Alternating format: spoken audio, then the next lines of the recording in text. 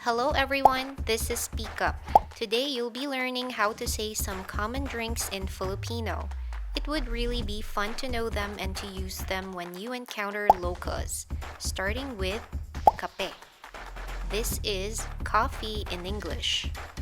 Kape. Kape. Kape. Kape.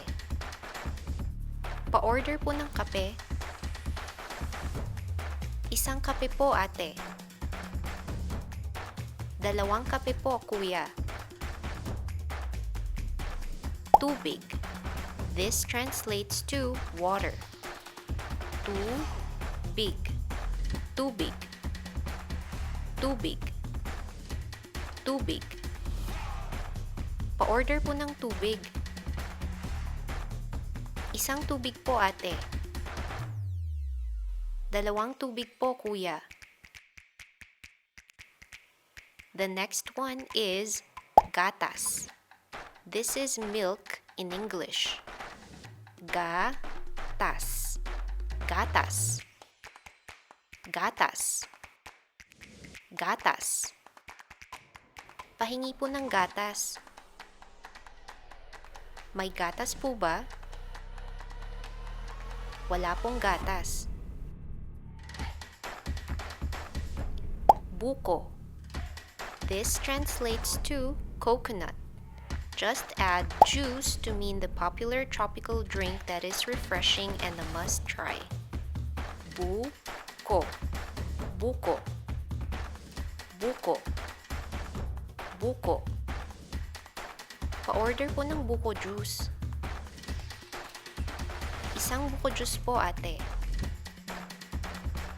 Dalawang buko po, kuya. The last one is Kalamansi. This is Kalamansi or Calamandan or Philippine lime. It has become popular to people who want to lose weight.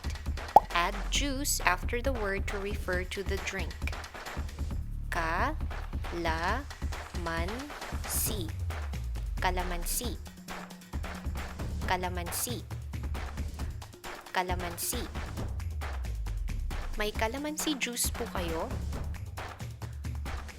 Pa-order po ng kalamansi juice, ate. Isang kalamansi juice po, kuya. These are just some of the common drinks you can order in Filipino. Now, it's time to practice. This is coffee. Kape. This translates to water. Tubig. This is milk. Gatas. This is coconut. Buko. This is Philippine lime.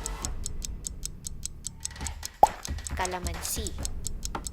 I hope you find these words useful the next time you order a drink in Filipino. Try using these words and you'll surely surprise some locals. Thank you for watching.